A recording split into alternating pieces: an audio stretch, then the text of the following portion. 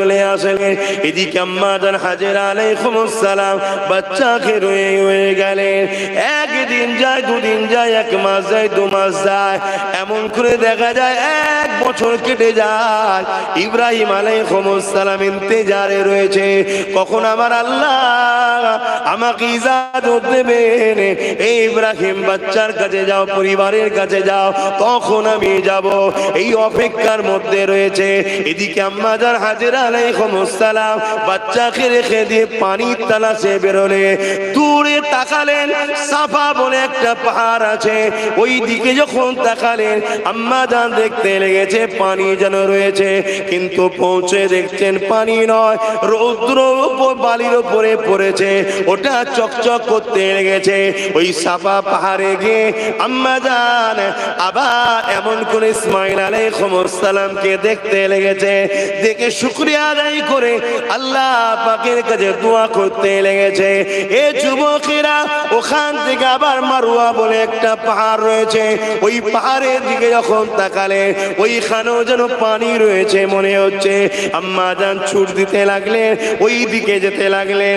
যখন পাহাড় থেকে নামলেন, হাঁটতে হাঁটতে নামার পর আর ইসমাইল আলাইহিস সালামকে একটা জায়গা, যে জায়গা থেকে দেখতে পাচ্ছেন না, এই দেখতে না পাওয়ার জন্য দ্রুত যাতে মারওয়া পাহাড়ে উঠতে পারে এই জন্য ছুটতে লেগেছে।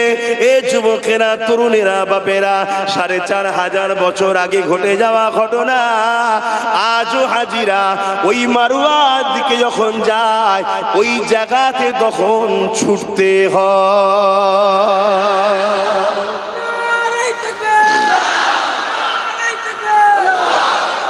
ভেবে দেখুন, 5 লক্ষ 10 লক্ষ টাকা খরচ করে আম্মা জান ছুটেছিলেন 4500 বছর আগে, আমাদেরকেও ছুটতে হচ্ছে। কেন? মাঠে ছুটলেই তো হয়, অত দূরে কি এক্সারসাইজ করতে যাচ্ছি নাকি আমরা? আল্লাহ বলছেন না, আমার প্রেমিক, আমার মাহবুব বান্দি ছুটেছে, তোকেও ছুটতে হবে, কোনো কথা নয়। শুনছেন তো বাবা? যদি বয়স হয়ে যায়, ছুটতে যদি নাও পারিস, ছুটার মতো হাত পাত লাড়া একটু, যেন মনে হচ্ছে চেষ্টা করছে, কোনো উপায় নেই। আবার পাহাড়ের কাছে গিয়ে দেখছে, পাহাড়ে উঠে দেখছে ইসমাইল আলাইহিস সালাম ঠিক আছে। আবার শুকরিয়া, নামাজ পড়লেন, আল্লাহর কাছে দোয়া চাইলেন। আমাদেরকেও পড়তে হয়, এই জায়গাগুলো দোয়া কবুলও হয়। জোরে বলুন সুবহানাল্লাহ। আবার ওখান থেকে মারওয়ার দিকে তাকিয়েছে, আবার দেখছে বালি চকচক করছে, মা মনে করেছে পানি, আবার ছুটে আসছে, আবার সাফা পাহাড়ে উঠেছে। এইভাবে 7 বার আম্মা জান ছুটেছিলেন। পাহাড়ে নিচু জায়গায়, যে জায়গায় দেখতে পায় না, এখন গ্রিন লাইট লাগিয়ে দিয়েছে, এই জায়গায় ছুটতে হয়। বাকি সাফা মারওয়াতে 7 বার যাতায়াত করতেই হবে। কেন? আম্মা জান করেছিলেন। জোরে বলুন সুবহানাল্লাহ। বাপেরা, তরুণেরা, যখন কোনোভাবে পানি পেলেন না, আম্মা জান হযরতে হাজেরা আলাইহিস সালাম ফিরে এসে দেখতে লেগেছে ইসমাঈল আলাইহিস সালাম জমিনে পায়ের গিরালি মারতে লেগেছে, পা ছুড়াছুড়ি করতে লেগেছে, ওই পায়ের গিরালি থেকে পানি বাহির হতে লেগেছে। আম্মা জান যখনই হযরত ইসমাঈল আলাইহিস সালামকে কোলে তুলে নিয়েছে, সঙ্গে সঙ্গে পানির ফোয়ারা জোর হয়ে গেছে। এবারে চারিদিকের জমিকে পানি খাচ্ছে, অর্থাৎ কুয়া বড় হতে লেগেছে। আম্মা জান তখনই বলে উঠলেন জমজম, অর্থাৎ থাম থাম রুক যা। এই কথা যখনই বললেন, সেই থেকে হয়ে গেল জমজম পানি। এখন আমি যেটা বলতে লেগেছে, পানি যেখানে ছিল না, মা হাজেরা একবারও চিন্তা করেনি আমি এখানে রয়ে যাচ্ছি, আমি কি পানি পান করব, আমার বাচ্চা কি পানি পান করবে। যখন বলেছিলেন আল্লাহ রেখে যেতে বলেছে, আম্মা বলেছিলেন আল্লাহ যথেষ্ট সাহায্যকারী। তার প্রমাণ দেখুন, হযরত ইসমাঈল সাল্লাম ছোট বাচ্চার পায়ের হালকা আঘাতে জমিন থেকে আল্লাহ এমন একটা পানি বার করে দিয়েছে, 4500 বছর ধরে তামাম পৃথিবী থেকে কোটি কোটি মানুষ যাচ্ছে পানি নিয়ে আসছে, তামাম পৃথিবীর মানুষ পানি খাচ্ছে, আরবের মানুষ পানি খাচ্ছে, পৃথিবীর বড় বড় দেশের রাজা মহারাজারা পানি খাচ্ছে। ওই পানি কখনো একটু কম পড়ে যায়নি। আরো জোরে বলুন সুবহান। আল্লাহর উপরে ভরসার ফল। ভরসা আল্লাহকে করো, ভয় আল্লাহকে করো, ভরসা আল্লাহর উপরে রাখো, তবেই তো তুমি আমি কামিয়াবি হব। আজ আমাদের ভরসা দুনিয়ার উপরে হয়ে গেছে। আমরা যার উপরে ভরসা করি সেও দুদিনের মেহমান। ভরসা করতে হবে আল্লাহর উপরে, তবেই তো কামিয়াবি হবে।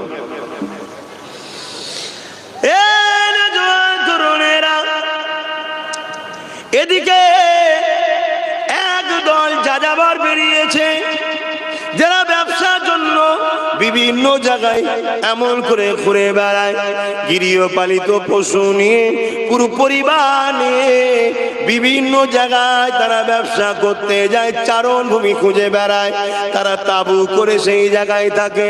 এমন একটা কাফেলা বেরিয়েছে যারা পানির পিপাসায় চারিদিকে ছুটতে লেগেছে, পানি পায় না, তাই দূর থেকে তারা দেখতে লেগেছে পাখি উঠা নামা করছে। কেননা পানি যেখানে থাকে সেখানে পাখি অবশ্যই পাওয়া যাবে। আম্মা জান হাজেরা যখন এসেছিলেন ওই জায়গায় তখন পাখিও ছিল না, কেননা ওই জায়গায় পাখি থেকে কি করবে? এখন জমজম কুয়া হয়ে গেছে, পাখি এবারে হাজির হয়েছে, পাখি পোটা নামা করছে। ওই কাফেলা দূর থেকে দেখতে পেয়েছে, তারা বুঝতে পেরে গেছে ওই জায়গায় পানি রয়েছে, তাই তারা ওই দিকে তাদের গোত্র বাহিনী লোকজন নিয়ে পশু পাখি নিয়ে সেই জায়গার দিকে আগাতে লেগেছে। মনে রাখবেন, হাসবুনাল্লাহ ওয়া নি'মাল ওয়াকিল, নি'মাল মাওলা ওয়া নি'মান নাসির। যারা আল্লাহর উপরে ভরসা করে আমার আল্লাহ তাদের জন্য যথেষ্ট। আম্মা জান বললেন যে আল্লাহ আমার জন্য যথেষ্ট সাহায্যকারী। হুকুম যখন তার, আপনি যান। দেখুন কিভাবে আল্লাহ সব ব্যবস্থা করছে। দেখুন সেই কাফেলা এসে হাজির, দেখছে পাশে একটা কুয়া, যেখান থেকে পানি ফোয়ারা যেমন হয়, যেটা উদাহরণ বুঝবেন, ওপর দিকে উঠছে আবার কুয়াতে পড়ে যাচ্ছে। আর পাশেই একজন খাতুন মহিলা বসে আছে বড় পর্দার সাথে, কোলে যেন একটা চাঁদ শোয়ানো আছে। জোরে বলুন সুবহান। আলো আলোকিত হয়ে আছে জায়গাটা। প্রত্যেকটা নবীরই সম্পর্ক জান্নাতের সাথে। জান্নাতের মাটি দিয়ে নবীরা তৈরি, আর জান্নাতের মাটি হলো নূর থেকে তৈরি। জোরে বলুন সুবহান। কার নূর? আমার দয়ান নবীর নূর থেকে। জোরে বলুন সুবহান। তো ভাইয়েরা আমার, তো যাক, আমার ওই কাফেলা এসে হাজির হলেন। হবার পর তোমরা পিছনের মানুষের দেখার না অসুবিধাটা খেয়াল করো। এমনি আমার কত করতে কষ্ট হচ্ছে, তারপরেও যদি বারবার এরকম হয় আরো অসুবিধা হবে। আম্মা জান বসে আছেন ইসমাইল সাল্লামকে নিয়ে। ওই যে কাফেলা এসেছে, ওই কাফেলার একটা মোড়ল ছিল, সর্দার ছিল। আগেকার সময় আপনাদের এলাকাও মোড়ল থাকতো, সর্দার থাকতো, কথা বুঝে আসছে? তো সেই সর্দার তার কন্যাকে বলছে যাও। দেখে মনে হচ্ছে এ নারী বড় নেকবখ নারী, কোন পুরুষকে পাঠায়নি, তার কন্যাকে পাঠাচ্ছে। যাও, বড় আদবের সাথে মাকে বলবে আমরা বড় পিপাসিত, পানি কি নিতে পারি? কেন এই রকম জায়গায় একটা পানি, এটা তার কোনো কারিশমা ছাড়া অন্য কিছু হতে পারে না। অতএব তার কাছে ইজাজত নাও। তো ওই কাফেলার সর্দারের কন্যা এসে আম্মার কাছে ইজাজত নিলেন। আম্মা ইজাজত দিলেন, তারা পানি পান করলেন। পানি পান করার পর সর্দার বলতে লেগেছে ও তার কন্যাকে যে আবার ওনার কাছে যান, গিয়ে ইজাজত নেন। উনি যদি ইজাজত দেয় আমরা অন্য জায়গায় যেতে রাজি নয়, এখানেই বসতি তৈরি করতে রাজি। জোরে বলুন সুবহানাল্লাহ। কেউ ছিল এলাকায়? তাহলে কে বসতি তৈরি করাচ্ছে?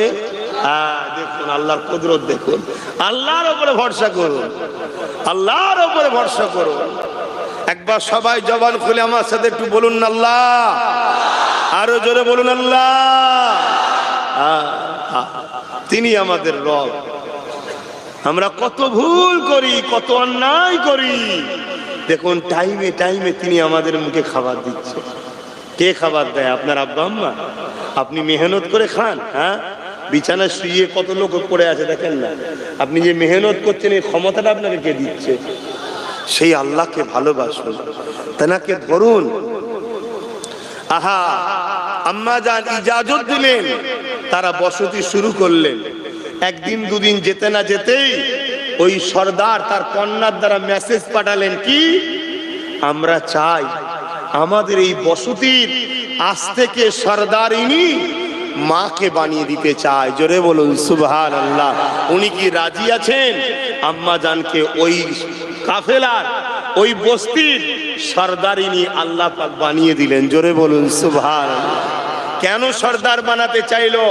সর্দার বুঝতে পেরেছে এ মহিলা জাতা মহিলা নয়, এ মহিলা বরকতময় মহিলা। এ মহিলা যদি আমার গোত্রের সর্দার হয়, আমার গোত্র একদিন পৃথিবীর বুকে নাম করবে। সত্যিকারেরই নাম করেছে। ৪,৫০০ বছর আগে যে বসতি বস্তি হয়েছিল, সেই বসতি থেকে বিস্তার হতে হতে হতে হতে আজ পুরো আরব দুনিয়া ছেয়ে গেছে। জোরে বলুন সুবহানাল্লাহ, আরো জোরে বলুন সুবহানাল্লাহ। তাহলে আমাদেরও তো লিডার বানাতে হবে, বরকত যার হাতে আছে। আর আমরা কি করি? যে মদের বোতল দিতে পারবে। এজন্য তো আমাদের মরণ, এজন্যই তো আমরা বিপদে। হ্যাঁ, আসুন এই রকম এত কিছু এক বছরের মধ্যে পুরো খোঁজে, পুরো সাজিয়ে বাগান আল্লাহ তৈরি করে দিয়েছে। দিয়ে এবার ইব্রাহিম নবীকে বলছে, যাও তোমার ছেলেকে দেখতে যাও। পরীক্ষাটা কেমন দেখুন। উট থেকে নামবে না, দুধ থেকে দেখবে, সামান্য কিছু সময় থেকে চলে আসবে। ভাবতে পারছো? তুমি আমি হলে আল্লাহর হুকুম মানতে পারতাম? যে নামাজ পড়লে তোমার আমার উপকার হয় সেটাই পড়তে পারছি না। হ্যাঁ, 1 বছর পর চাঁদের মতো থেকেও সুন্দর, 90 বছর পার হওয়ার পর দুয়ার সন্তান এমন একটা জায়গায় রেখে এসেছি। 1 বছর পর ইজাজত পাচ্ছি, আবার কি উঠ থেকে নামবে না, দুধ থেকে দেখে চলে আসবে, কিছু সময় বেশিক্ষণ থাকবে না। পরীক্ষা দেখুন। কি প্রেমিক ছিল বাপ আমাদের আল্লাহ। হ্যাঁ, আর আমরা সেই বাপের ছেলে হয়ে আমরা কি করছি?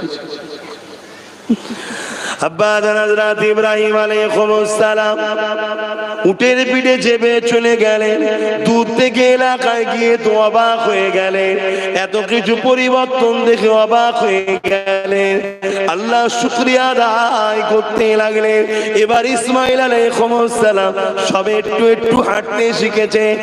আর দূর থেকে এমন করে বাচ্চা হাঁটতে লেগেছে। একটুখানি সামান্য ঝলক দেখার পর আল্লাহ পাকের হুকুম আবার ফিরে চলে আসতে লেগেছে। আর বলতে লেগেছে, আল্লাহ আমার হৃদয়ে আপনার প্রেমের উপরে কারো প্রেম না। এ যুবকেরা, তরুণীরা, বাবেরা, এ নবী পাকের প্রেমিকেরা, আর একদিনের কথা ইসমাইল হযরত ইব্রাহিম আলাইহিস সালামকে আল্লাহ পাক বড় মহব্বত করে আদর করে এমন করে ফেরেশতাদেরকে দেখাতে লেগেছে, দেখো আমার বন্ধুকে, দেখো আমার বন্ধুকে দেখো। হযরত জিবরাইল আলাইহিস সালাম বলতে লেগেছে, ও রব্বি আল্লাহ, আপনি এমন একজনকে বন্ধু করেছে যিনি তো দুনিয়াদার। এই জন্য জিবরাইল সাল্লাম বলতেছিলেন, কারণ ইব্রাহিম আলাইহিস সালাম অনেক বড় জমিদার ছিলেন, বিরাট অর্থশালী ধনী মানুষ ছিলেন, হাজার হাজার গৃহপালিত পশু ছিল। আরবের মেন সম্পদ ছিল গৃহপালিত পশু।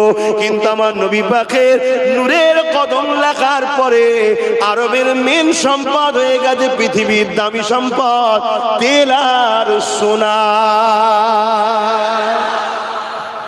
এ তো নবীর কদম লেগে হয়েছে। কিন্তু তার আগে আরবের মেন সম্পদ ছিল গৃহপালিত পশু, যার যত পশু সে তত ধনী। হযরত ইব্রাহিম আলাইহিস সালামের 7-8 হাজারের উপরে গৃহপালিত পশু ছিল, বলুন সুবহানাল্লাহ। তো উনি সেগুলো লালন পালন করছে। আর ঠিক এমন সময়তে আল্লাহ পাক বলছে ফারিস্তাতে পারে, দেখো আমার বন্ধুকে দেখো। তাই জিবরাইল সাল্লাম বলছে, আল্লাহ ইনাকে আপনি আর বন্ধু বলছেন, ইনি তো দুনিয়াদার, এত সবটা জমি জায়গা, এত গৃহপালিত পশু, দুনিয়াদার।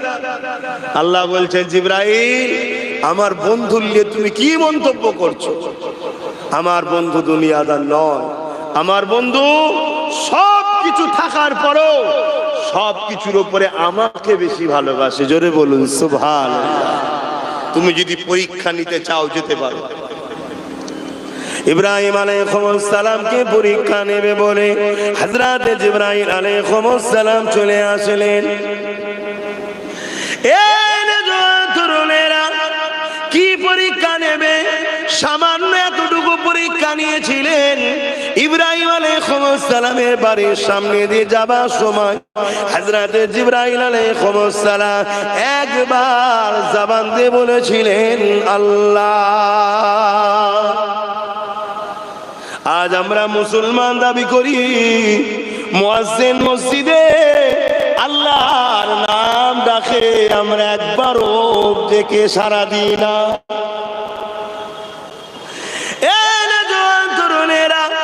ইব্রাহিম আলাইহিস সালাম যেই কান শুনতে পেয়েছে কি আল্লাহ পাকের নাম নিয়েছে, অমনি ঘর থেকে বেরিয়ে এসে হযরত জিবরাইল আলাইহিস সালাম তখন মানুষের সুরাতে রয়েছে, তিনাকে বলতে লাগলেন, হে আল্লাহ পাকের বান্দারে, কে আমার রবের নাম নিল, কে আমার মালিকের নাম নিল?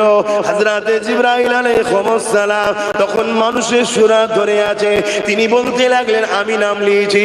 হযরত ইব্রাহিম আলাইহিস সালাম বলতে লাগলেন, আর একবার আমার রবের নামটা লা, আর একবার বলো আল্লাহ। হযরত জিবরাইল আলাইহিস সালাম বললে, এটা আমার মর্জি, আমি কখন লব না লব, আমি তোমার কথাই নেব কেন? ইব্রাহিম আলাইহিস সালাম বললে, যদি তুমি আমার আল্লাহ পাকের নাম লাও, আমি তোমাকে অনেক নজরানা পুরস্কার দেব। কি পুরস্কার দেবে? আমার হাজার হাজার গৃহপালিত পশু আছে, তার অর্ধেক তোমাকে দিয়ে দেব।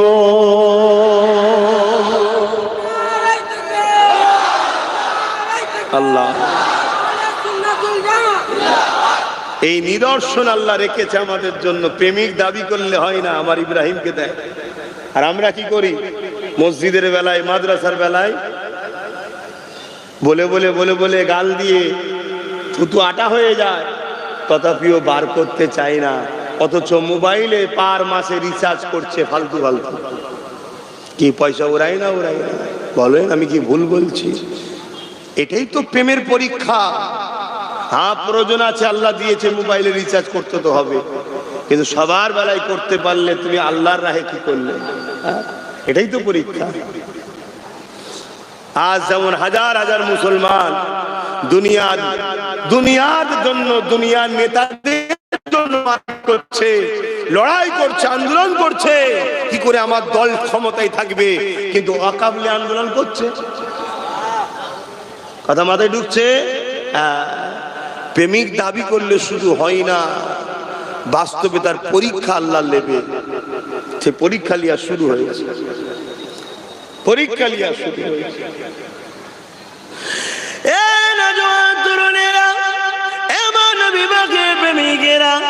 আল্লাহ নবী হযরত ইব্রাহিম আলাইহিস সালাম কে আল্লাহ নানা দিক দিয়ে পরীক্ষা নিয়েছে।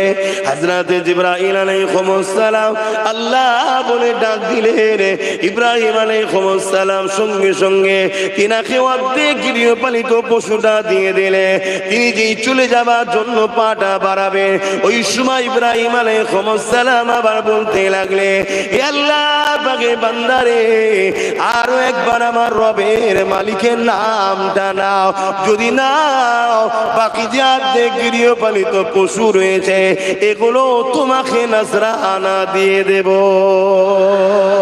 এই যুবকেরা, তরুণেরা, হযরত জিবরাইল আলাইহিস আলাইহিস সালাম আবার ডাক দিলেন, ইব্রাহিম আলাইহিস সালাম সব দিয়ে দিলেন।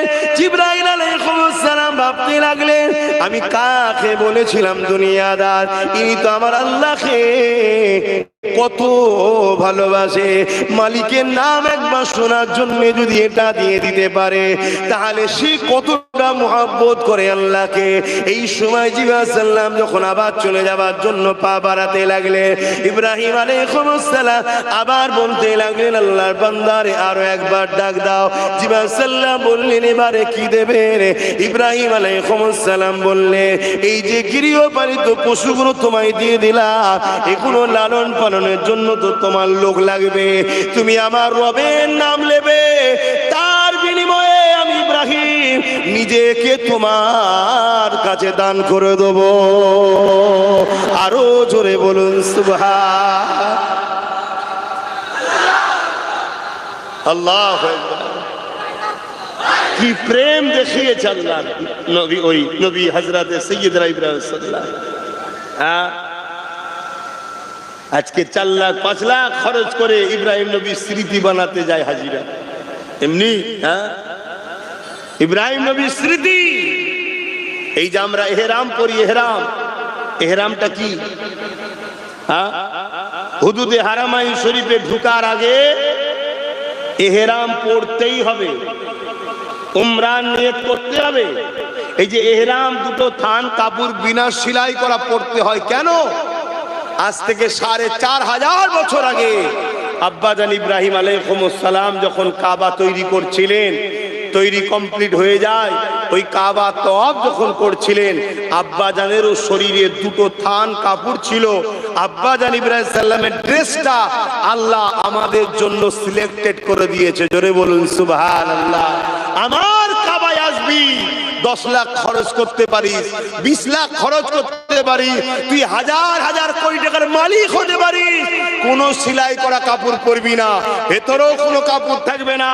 আমার মাহবুব, আমার প্রেমিক ইব্রাহিমের ইউনিফর্মে তোকে আসতে হবে, না হয় আসা যাবে না। জোরে বলুন সুবহানাল্লাহ। হতে পারে সে কোন রাজ্যের, কোন দেশের প্রেসিডেন্ট, হতে পারে সে কোন দেশের ক্ষমতাশালী অর্থশালী নেতা, যাই হোক, তোকে ইব্রাহিমের ড্রেস পরতেই হবে। এমনি হয় না বাবা, আল্লাহর প্রেমিক ছিল। বলুন আজকে আমরা কি করছি সেইভাবে ছেলে। হাসেন আবার ফিরে যায় ইব্রাহিম আলাইহিস সালাম। এইভাবে একদিন আল্লাহ পাকের হুকুম পেয়ে গেলেন, আজ তুমি যাবে, সন্তান পরিবারের কাছে তুমি থাকবে। এবার ইজাজত পেলেন থাকা। ইজাজত যখন পেয়ে গেলেন, ইব্রাহিম আলাইহিস সালাম শুকরিয়া আদায় করে চলে গেলেন। ওই রাত্রে খবে দেখতে লেগেছে, ইব্রাহিম রে, তোমার সব থেকে বেশি প্রিয় জিনিসটা আমি আল্লাহ আমার রাস্তায় কুরবানি করো। তোমার কাছে সব থেকে যেটা বেশি প্রিয় আমি আল্লাহ আমার পরেতে সেইটাকে আমার জন্য উৎসর্গ করে দাও, তবেই তো তুমি সব থেকে বেশি আমাকে ভালোবাসো। এই খ্বাবটা দেখার পরে ইব্রাহিম আলাইহিস সালাম পরের দিন 100 উট বা দুম্বাকে কুরবানি করে দেয়। আবার পরের দিন খ্বাব দেখতে লাগে, আবার 100 বা 200 কুরবানি করে দেয়। আবার তৃতীয় দিন খ্বাব দেখে, আবার কুরবানি করে দেয়। কিছু কিছু রাতে আছে ইসমাঈল আলাইহিস সালামকে আল্লাহ পাক দেখিয়ে দেয়, হে ইব্রাহিম, এটা তো তোমার কাছে সব থেকে বেশি প্রিয়, এটাকে আমার রাস্তায় কুরবানি করে দাও। এ যুবকেরা, এত বড় পরীক্ষা পৃথিবীর ইতিহাসে কাউকে আল্লাহ নাইনে। বাপ নিজের ছেলেকে কুরবানি করবে, এই পরীক্ষা আল্লাহ নিতে লেগেছে। ইব্রাহিম আলাইহিস সালাম সঙ্গে সঙ্গে নিয়ত পাকা করে নিলেন, আমি আমার আল্লাহর প্রেমে অন্য কাউকে প্রাধান্য দেব না। আমার আল্লাহর প্রেমের উপরে সন্তানের প্রেম হতে পারে না। অবশ্যই আমি ইব্রাহিম আমার বাচ্চাকে কুরবানি করব। ও আজান হচ্ছে।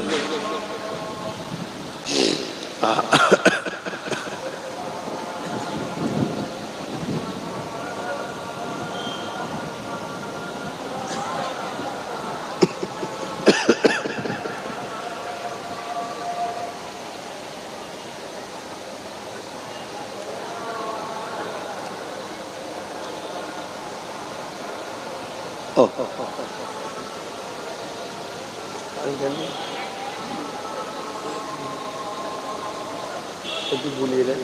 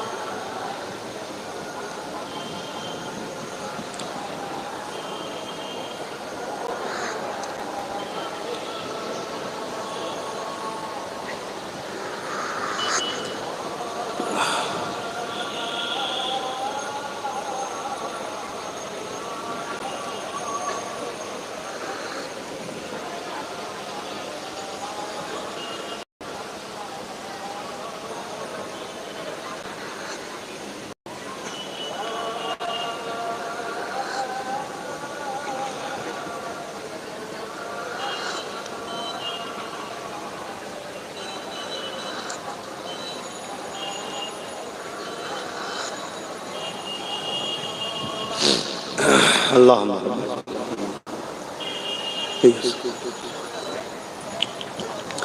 درود شریف اللهم